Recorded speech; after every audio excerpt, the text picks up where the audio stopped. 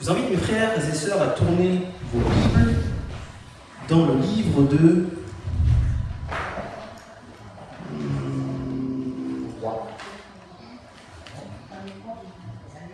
Deux rois 20. Allez, 2 rois 20.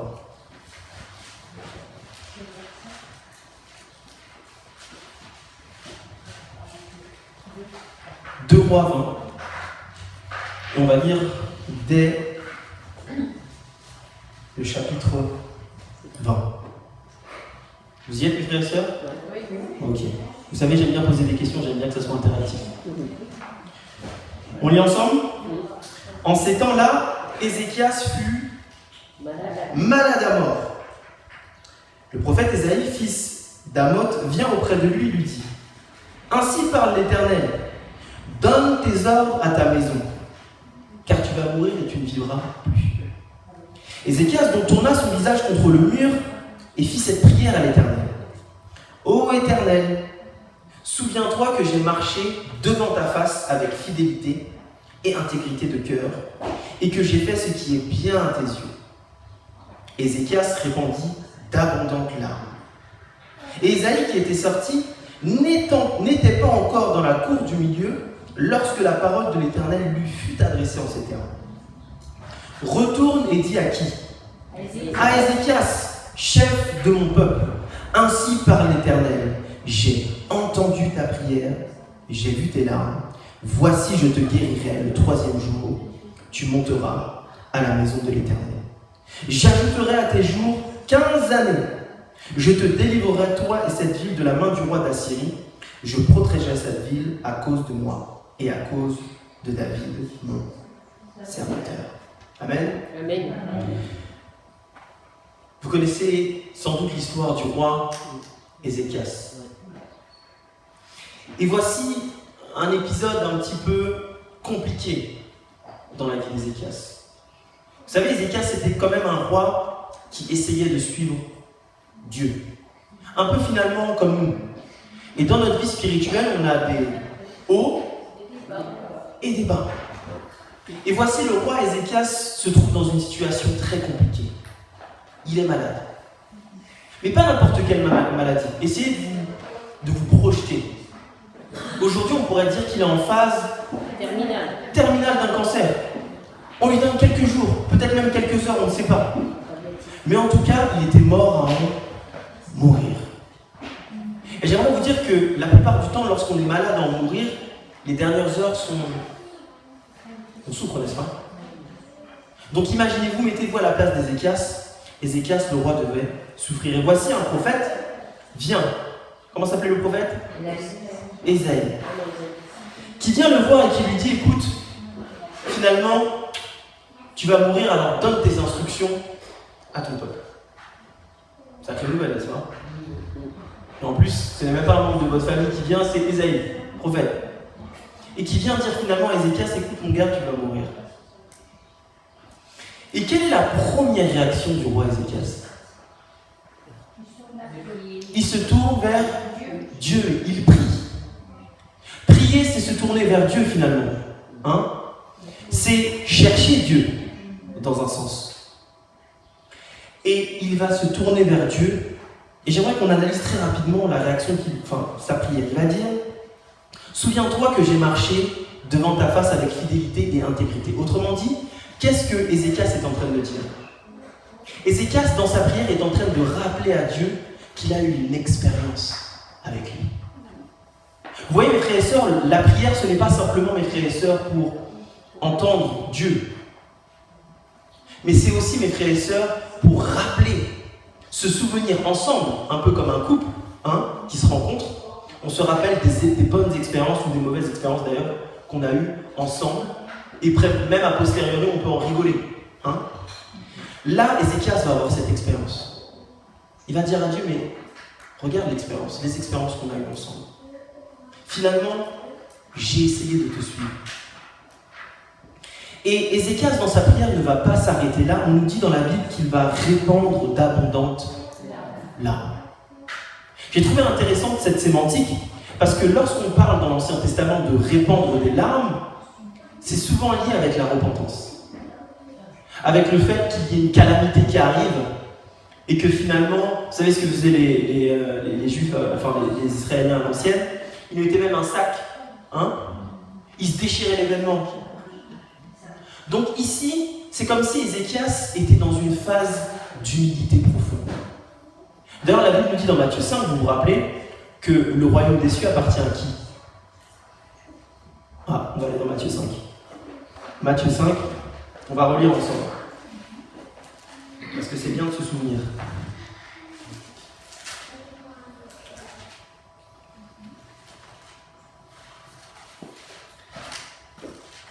Matthieu 5, on va lire versets 3 à 5. Vous y êtes, frères et sœurs? Ok. Heureux les pauvres en esprit, car le royaume des cieux est à eux. Heureux les affligés, car ils seront consolés. Heureux les débonnaires, car ils hériteront de la terre. Donc le royaume des cieux est pour ceux et celles, mes frères et sœurs, qui ont le cœur brisé. En Jésus, n'est-ce pas? Donc ici, Ézéchias va avoir cette expérience avec Dieu. Il va se tourner vers lui dans sa maladie. Et il y a quelque chose qui m'a frappé dans ce texte. Vous savez c'est quoi? C'est qu'on nous dit, regardez le verset 5 de Roi. On nous dit, retourne. Non, le verset 4. Ésaïe qui était sorti n'était pas encore dans la cour du milieu. Imaginez-vous la scène. Bon, je viens me dire à moi-même, je fais Ésaïe parce que je ne vais pas vous dire la nouvelle que vous allez mourir, ça se fait pas. Imaginez-vous, je viens et je me dis, un prophète vient et me dit, écoute Amiel, tu vas mourir. Moi je vais dans la sacristie, je prie, je dis Seigneur, que ta volonté soit faite, mais s'il est possible que pour moi tu gagnes cette coupe, bon. Et imaginez-vous, Ésaïe a fait son travail, il part. Et on nous dit que quand Ézéchias est en train de prier, n'a-t-il pas encore été dans la pièce que l'Éternel vient lui dire, écoute, va revoir mon enfant Ézéchias et dis-lui que j'ai entendu sa prière. Ça nous montre, on parlait la dernière fois de la pensée de Dieu, du cœur de Dieu. Ça nous montre, mes frères et sœurs, que Dieu était profondément touché par la prière d'Ézéchias. Et on dit souvent chez les adventistes que lorsqu'on prie, on déclenche un petit peu la main de Dieu. Hein? C'est une image qu'on utilise. Mais là, mes frères et sœurs, c'est littéralement ce qui s'est passé. Au moment où il a cherché Dieu, à peine Ézéchias était en train de marcher et de sortir, il n'était même pas encore arrivé dans la cour du milieu, que l'Éternel avait déjà répondu à Ézéchias. Mes frères et sœurs, il y a un texte dans Psaume 77, le verset 2, que vous connaissez tous, qui nous dit quoi? Au jour de ma détresse, je t'ai invoqué. Et ça, c'est une promesse, mes frères et sœurs. Et on le voit dans la vie d'Ézéchias. Ézéchias a invoqué l'Éternel dans le jour de sa détresse, puisqu'il était comment? Malade. Et l'Éternel, mes frères et sœurs, a répondu. Il n'a pas simplement répondu, il a répondu comment? Vite. Vite. Et j'aimerais que vous gardiez ça en tête, mes frères et sœurs. On va aller maintenant dans une autre histoire. Dans 2 Chroniques 2, et je crois que c'est le verset 16. 2 Chroniques 2, le verset 16.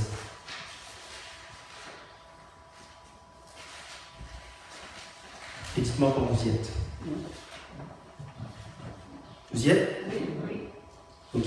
On va lire à partir du verset 10. Vous y êtes? Oui. Disons ensemble. Asa fut irrité contre le voyant. On est tous dans le même texte? 2 Chroniques 16. Ah, j'ai dit quoi? 7? Ah, excusez-moi. En fait, je vous explique, j'ai un aft sur la langue. Donc, il se peut que. La prononciation. Exactement. J'espère qu'ils vont me pardonner. 2 Chroniques 16, pardon, le verset. On va lire à partir du verset 10. Vous y êtes? Asa fut irrité contre le voyant et il fit mettre en prison parce qu'il était en colère contre lui. Et dans le même temps, Asa opprima aussi quelques-uns du peuple. Vous vous rappelez Asa ce que c'était? C'était qui? Un roi. Très bien. Les actions d'Asa, les premières et les dernières, sont écrites dans le livre des rois de Juda et d'Israël. La 39e année de son règne, Asa eut les pieds malades. Tiens. Nous avons aussi maintenant l'histoire d'un roi qui est comment? Malade aussi. Ok? Et on nous dit, au point d'éprouver de grandes souffrances. Est-ce que Asa, mes frères et sœurs, était aussi dans un jour de grande détresse? Oui. Pas qu'un peu, n'est-ce pas? On nous dit qu'il avait de grandes souffrances, il devrait souffrir terriblement. Et vous savez que les pieds en plus, c'est important, n'est-ce pas? Les pieds, les mains, les yeux, les oreilles, exactement. Vous avez mal aux pieds, c'est difficile de marcher. Mais, hein, on a un théologien ici, Willem. Quand on dit mais, ça vient en opposition avec quoi? Avec ce qu'il y a avant. Qu'est-ce qui se passait avec Asa? Même pendant sa maladie, qu'est-ce qui se passa? Il ne chercha pas ou consulta pas l'Éternel, mais consulta qui? Les médecins. Dans le contexte ici, les voyants, vous avez compris.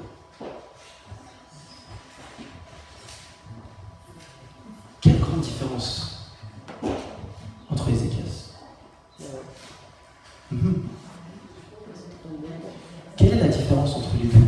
Il y en a un qui suivait Dieu et puis pas l'autre. Exactement. Il y en avait un qui, au jour de sa détresse, a cherché l'Éternel et l'autre. Et j'aime d'ailleurs ce que dit Asaph dans le psaume 77 que je vous ai dit tout à l'heure. Au jour de sa détresse, j'ai invoqué l'Éternel. La Bible dit bien au jour de sa détresse. C'est-à-dire que particulièrement quand vous êtes dans le mal, c'est le moment en fait où il faut se rapprocher, se tourner vers Dieu. Et la réalité, c'est que je ne connais pas la vie de tout le monde en privé. Et d'ailleurs, vous ne connaissez pas non plus la mienne en privé totalement. On se connaît, n'est-ce pas? Mais par contre, on a tous une chose en commun. C'est qu'on a tous des moments de détresse, n'est-ce pas? Et vous, vous êtes peut-être là aujourd'hui, ce sabbat, et vous êtes même peut-être en détresse. Vous êtes peut-être bien habillés, vous avez un beau sourire, n'est-ce pas Isabelle? Vous êtes tous beaux. Mais ça se trouve, vous avez une semaine hyper compliquée. Et l'Éternel est en train de nous dire, mes frères et sœurs, que finalement, c'est au jour de notre détresse qu'il faut chercher l'Éternel. Alors mes frères et sœurs, je me suis posé la question hier soir. Je me suis dit, mais à quel point chercher l'Éternel, c'est important? Parce que ça peut être une notion très abstraite. Chercher l'Éternel, ça veut dire quoi? Bon, on l'a vu ensemble, c'est prier, se tourner vers Dieu, etc. Mais à quel point, mes frères et sœurs, chercher l'Éternel, c'est important? Et je vous invite à prendre un psaume 34. Psaume 34. Et on va lire le verset 11. Psaume 34, le verset 11. Un psaume de David.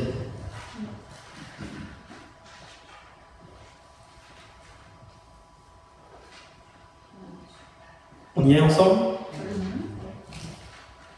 Alors, les lionceaux éprouvent quoi? La disette et la faim. On va s'arrêter là d'abord. C'est quoi un lionceau? Petit lion. Un petit lion, n'est-ce pas? Dans la version anglaise, c'est marqué un jeune lion. Je vous traduis. Donc on ne parle pas ici d'un bébé, on parle plus d'un jeune lion. Vous ne trouvez pas quelque chose de curieux dans ce texte? On nous dit que le jeune lion éprouve quoi? La disette est là. Enfin, vous ne voyez pas qu'il y a un problème avec ce texte? Enfin, qu'il semblerait avoir un problème. Il devrait avoir ça moment pour l'humanité. Oui. Mais autre chose. Qui est déjà parti en Afrique ici? Bon, je laisse ma main, moi lui. Vous avez déjà vu des documentaires de lions? Oui, c'est la mère qui va chasser tous les petits. Oui, mais là, en fait, on on va partir sur le principe que ce sont des jeunes lions, des ados, qui sont capables de chasser. Ok? Mais si on s'attaque juste sur l'art de chasser d'un lion, est-ce que vous avez déjà vu un documentaire sur comment ils chassent? Oui. Comment ils chassent? À plusieurs. Oui, ça quand ils sont plus grands. Plus petits, pardon. Mais ils chassent généralement en groupe. Alors que par exemple, le guépard chasse tout seul. Ok? Je vais vous donner 2 ou 3 faits concernant le lion. Vous savez qu'en Afrique, on dit qu'il y a beaucoup plus de cadavres de lions que de guépards. Vous savez ça? Quand vous allez en Afrique, il y a plus de lions morts, vous verrez plus de lions morts dans la savane que de guépards. Parce qu'il y a beaucoup plus de lions qui meurent de faim. Maintenant, c'est assez étrange. Je vais vous dire pourquoi. Parce que le lion semble plus équipé pour chasser que le guépard. Je vous donne 2-3 faits. Le lion, par exemple, on nous dit que sa dent,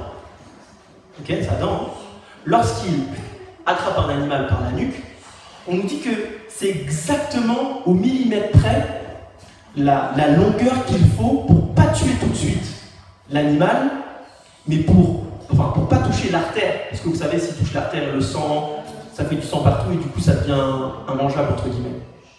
Donc c'est juste la taille parfaite pour que lorsqu'il croque et qu'il mord un animal, c'est juste assez pour l'étouffer et le tuer tranquillement. National Geographic. J'ai vu ça dans un documentaire. Vous imaginez? Premier fait. Deuxième fait, c'est griffes. Vous savez que les griffes d'un lion, c'est un truc de malade. Vous savez pourquoi? On nous dit que ces griffes sont... Comment vous expliquer? Ils peuvent s'incliner. Vous savez, c'est pas figé. C'est rétractile aussi, mais c'est aussi... Il y a une certaine souplesse dedans. Imaginez-vous un lion qui attrape une gazelle. Vous savez pourquoi c'est hyper important quand on chasse? Parce qu'une fois qu'il a attrapé sa proie, la proie peut partir à gauche ou à droite.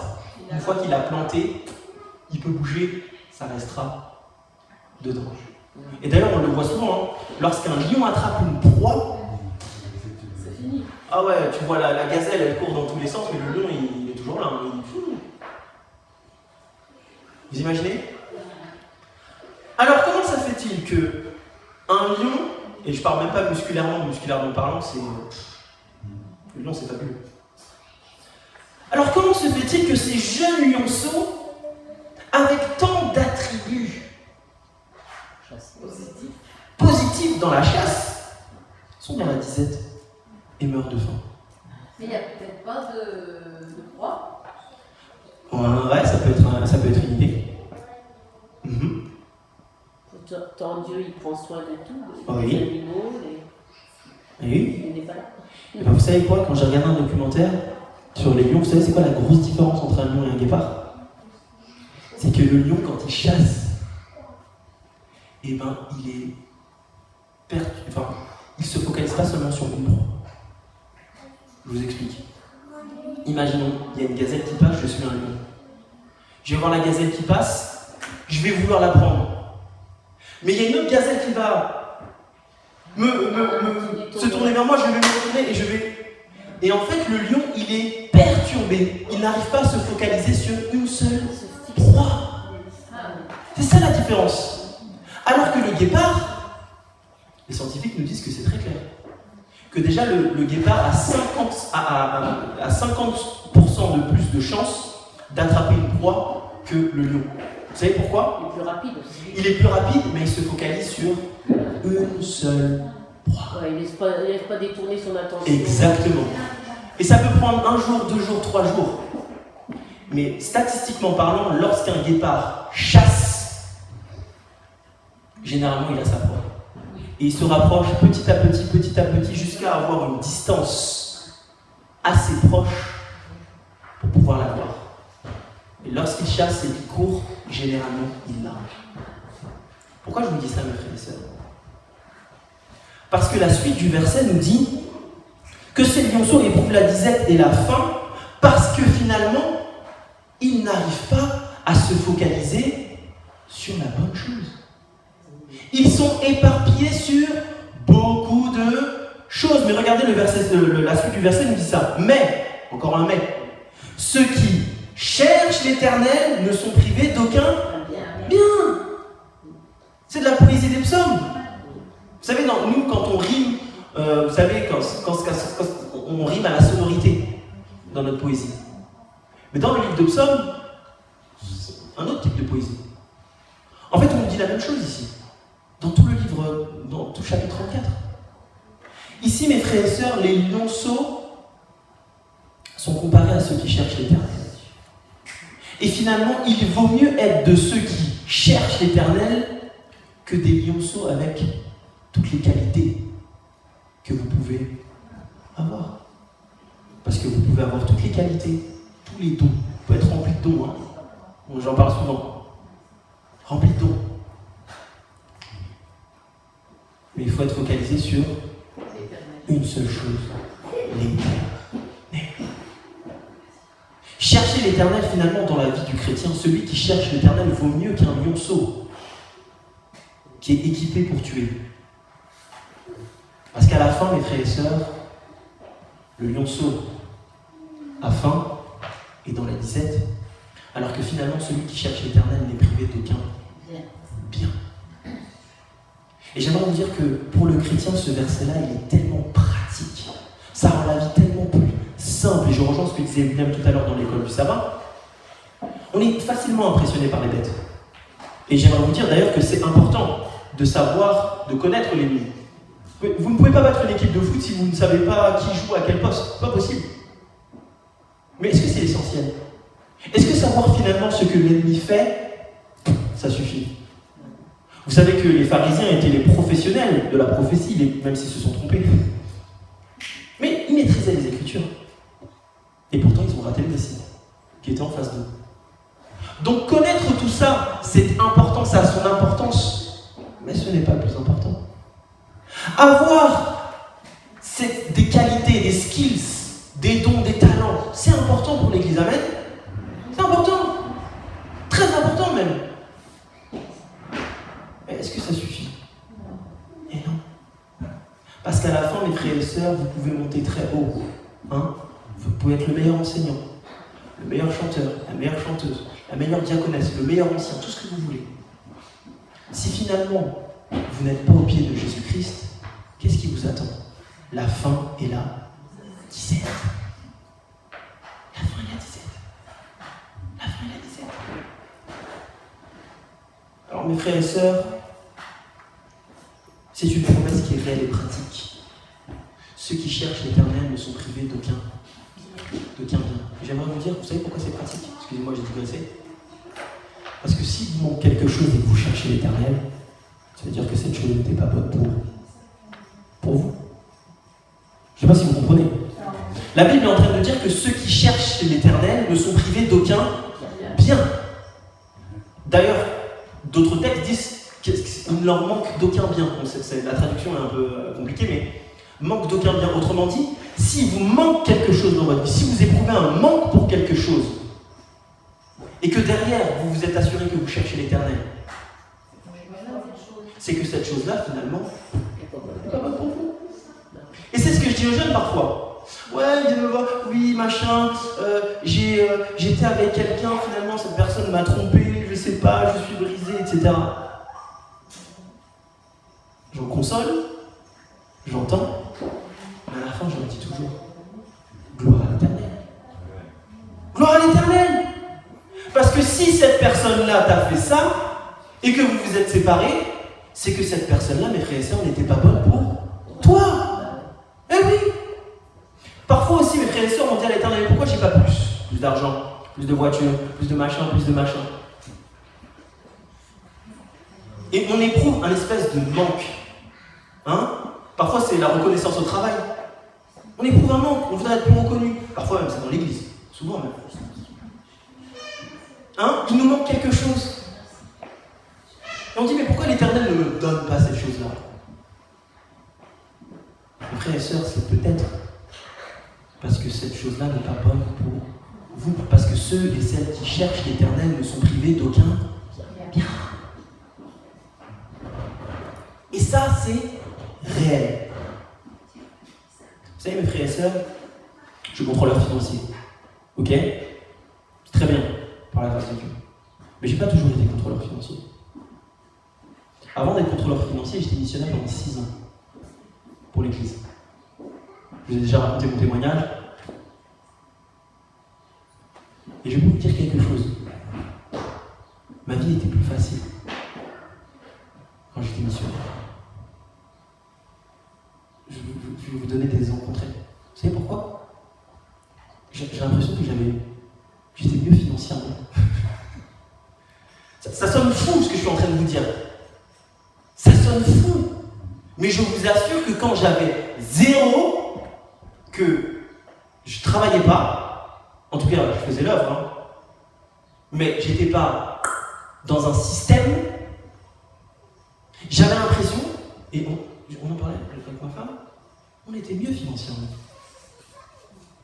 Alors que là, je gagne 20 fois plus, mais des fois on se dit, mais où va l'argent? On se dit, c'est pas possible. Ah oui! Mes frères et sœurs, quand le texte dit que ceux qui cherchent l'Éternel ne sont privés d'aucun bien, c'est réel. Amen. Je pense que c'est la deuxième promesse la plus fabuleuse dans la Bible. La première étant, croirez en Jésus-Christ et vous serez sauvés. On ne peut pas battre ça. Et oui. Vous savez, je terminais mon master en finance. Et j'ai pas terminé. Vous savez pourquoi? Parce qu'il y a eu ma conversion entre-temps. Et l'Éternel m'avait appelé tout de suite à le servir. Et quand il m'a appelé, devinez ce que j'ai fait. J'ai répondu présent par la grâce de Dieu. Il m'a dit, sors de ton école. Je suis sorti de mon école. J'avais un crédit de 15 000 € à rembourser. Mes parents, Dieu les bénisse, je les aime. Ma famille, mon entourage, m'ont dit, mais t'es fou. Mais t'es fou de partir comme ça. Mais non, t'as rien compris, Daniel, mais non. Ce sont tous des adventistes du 7e jour, hein? Hein? Avant ça, je faisais des bêtises dehors. Mais là, j'ai rencontré Jésus-Christ. Je dis, mon master, écoute, c'est pas fait pour moi, je veux servir l'Éternel, peu importe. Que ça soit ici, par-ci, par-ça, en France, peu importe. Il faut que j'annonce l'évangile. Ils m'ont dit, t'es fou. Je dis, difficile, période difficile. Et vous savez ce qui s'est passé? Mon crédit 15 000 €. Vous savez que c'est dans cette période-là que mon crédit s'est remboursé. Quand j'avais 0. À un moment, je donnais une étude biblique dans une famille de l'église d'Évry. Enfin, à Évry. Bon, trop tard, j'ai dit l'église, donc sur l'église d'Évry. Ils m'ont dit, oui, est-ce que tu peux venir l'après-midi et tout, machin, il y a une étude, donc je suis venu. Et j'ai étudié avec eux. On voyait tout, ce que l'église enseigne. Une étude, 2 études, 3 études, 4 études. Vous savez ce qu'ils ont fait? Ils m'ont dit, de quoi tu as besoin? Je dis, j'ai besoin de rien, moi. J'ai dit, ça va? Ouais, mais tu travailles pas et tout ça. J'ai dit, vous inquiétez pas, l'Éternel fait. Ils ont insisté, on veut faire quelque chose. J'ai dit, ils m'ont dit, tu faisais quoi avant? J'étais à l'école. École de quoi? École de commerce. Oh, ils m'ont dit, mais t'as un crédit? J'ai dit, j'ai pas envie de leur dire. J'ai pas envie de mentir, non. J'ai pas envie de mentir non plus. Oui, mais l'Éternel fait. Vous savez ce qu'ils ont fait, ces personnes-là? Dieu bénit ces gens-là. Ils ont dit, on va rembourser ton crédit. Et tous les mois, ces personnes-là, je peux vous dire le montant du crédit, c'était plus de 150 €. Tous les mois, c'est une famille, hein. C'est pas des gens. Ne croyez pas que les gens sont aisés, que c'est Bill Gates et tout, hein. Ils ont dit, cet homme-là veut faire la volonté de Dieu. C'est Dieu qui a mis ça dans leur cœur. Moi, j'ai rien compris. Ils m'ont dit, tiens, donne-nous ton RIB, machin, on paye ton crédit. Et ils ont fait ça pendant 5-6 ans. Rembourser mon crédit. Personne ne dit amen à part William. Ça, c'est réel, ça. Quand je vous dis j'avais zéro, j'avais zéro. Des histoires incroyables, je ne vous raconte même pas. À un moment donné, j'avais pas bu pendant. Je vais donner une étude publique dans un coin, dans la cité et tout. Je me dis, Seigneur, où tu m'emmènes? Je vais là-bas. À la fin de l'étude, la personne me donne un billet de 5. Vous direz, c'est pas grand-chose. Mais pour moi, c'était beaucoup. Parce que derrière, je pouvais acheter un pack. Un pack d'eau. Vous comprenez? Et j'aimerais vous dire d'ailleurs que servir Dieu, c'est pas tout le temps fun. Hein. Oui, il faut être joyeux, alléluia, joyeux dans la souffrance. Mais il y a la réalité. La réalité, c'est que des fois, tu dors par terre. La réalité, des fois, c'est que... T'as pas. La réalité, c'est que tu vois les gens qui progressent et tout le monde te dit, mais regarde, t'as vu, t'étais dans la même classe, elle travaille à HSBC, l'autre travaille à Londres, l'autre travaille à Genève, l'autre est parti à Singapour. Et toi, qu'est-ce que tu fais à Vienne? Je suis missionnaire, sur l'éternel. Mais cette promesse-là, mes frères et sœurs, elle est réelle. Elle est réelle. Mes frères et sœurs, lorsque vous cherchez Dieu, Dieu prend soin de vous. Il y a une expression chez moi qui dit Dieu a ton dos. Comment t'as dit? Dieu a ton dos. Ça veut dire que Dieu est derrière toi, devant, à gauche, à droite. Mais la condition, mes frères et sœurs, c'est comme le roi Ézéchias. Asa aurait pu être guéri, j'en suis sûr. Ok? Mais il a choisi de ne pas chercher l'Éternel, alors que Ézéchias a fait le choix de chercher l'Éternel. Et j'aimerais pour conclure, mes frères et sœurs, il est 9, faire un petit lien avec l'école du sabbat. Vous savez, mes frères et sœurs, on parle du message des 3 anges. Et parfois, c'est vrai, je rejoins encore ce que dit Bilal, on complexifie le message, alors que le message est tellement simple dans l'essence. Vous savez que chercher Dieu, mes frères et sœurs, c'est ce qui régit le message des 3 anges. C'est l'essence même du message des 3 anges. Je vous invite à lire, mes frères et sœurs, dans Psaume 34. J'aimerais vous lire le verset 10, qui est le verset plus haut. Vous y êtes, mes frères et sœurs? Psaume 34, le verset 10. Craignez l'Éternel, tiens. Vous, c'est saints, car rien ne manque à ceux qui craignent. C'est exactement ce que dit le verset 11 en réalité, qui utilise une métaphore, mais c'est le même principe. Rien ne manque à ceux qui craignent. On nous dit que ceux qui cherchent l'Éternel, rien ne manque aussi. Donc ceux qui craignent, c'est ceux qui cherchent. Et comment commence le message des 3 anges, mes frères et sœurs? Apocalypse 14, verset 6, craignez Dieu et donnez gloire. Autrement dit, mes frères et sœurs, l'appel de Apocalypse 14, le message des 3 anges, c'est un appel à chercher Dieu. Non pas une fois, non pas 2 fois, non pas 3 fois, tout le temps dans les hauts comme dans les bas. Et regardez bien la suite du texte d'Apocalypse, c'est rigolo, hein. Craignez Dieu, donc cherchez Dieu, et donnez-lui gloire. C'est mais qu'en cherchant Dieu, mes frères et sœurs, que vous reflèterez son caractère. C'est pas possible.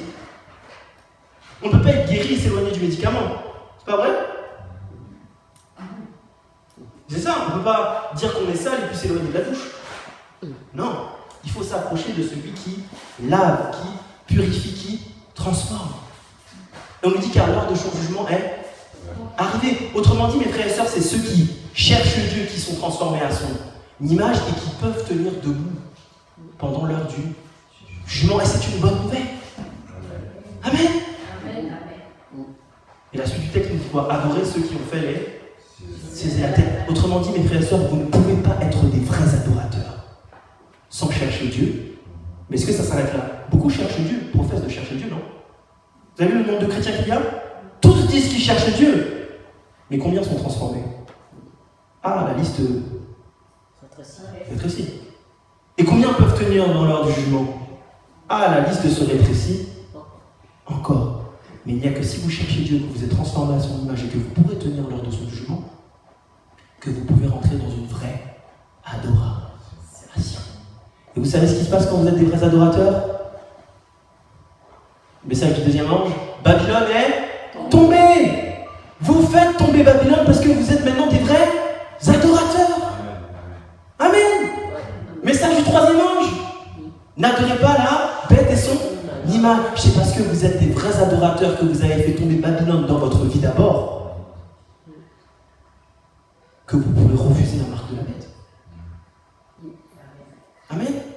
Le message des 3 ans, mes frères et sœurs, c'est d'une simplicité. On est focalisé parfois sur les mauvaises choses. Mes frères et sœurs, craignons Dieu. Amen. Cherchons Dieu. La Bible nous dit cherchons-le premièrement et tout vous sera donné. Et j'aimerais confesser quelque chose devant vous. Depuis que j'ai eu ma fille, je me suis focalisé sur ma carrière dans le monde financier. Sous prétexte que je devais pourvoir. C'est important de pourvoir, pardon. Amen. Ceux qui sont parents savent que c'est devoir. Hein. C'est pas une blague. Hein. La Bible dit qu'il faut travailler 6 jours et se reposer le 7e. Il y a 2 commandements là-dedans. Travailler 6 jours et se reposer. Donc il faut pourvoir. Et vous savez quoi? Je me suis caché derrière ça. Et quand on est focalisé sur sa carrière, vous savez ce qui se passe? On cherche loin Dieu. On devient des lionceaux.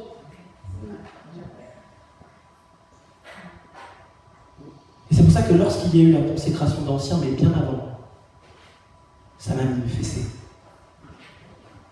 Ça m'a rappelé en fait quelles étaient les choses importantes.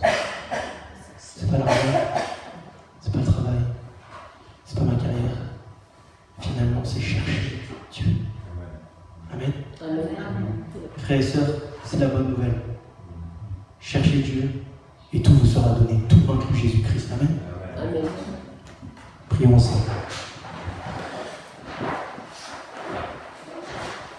Notre Dieu, notre Père, notre Roi. Oui, Seigneur Dieu, tu nous rappelles, et moi le premier, à quel point te chercher est fondamental. Et en réalité, c'est la chose la plus dure. Chanter, c'est facile. Prêcher, c'est facile. Servir du culte, c'est facile. Mais se lever tôt le matin pour te chercher, même faire le culte avec sa famille, c'est dur.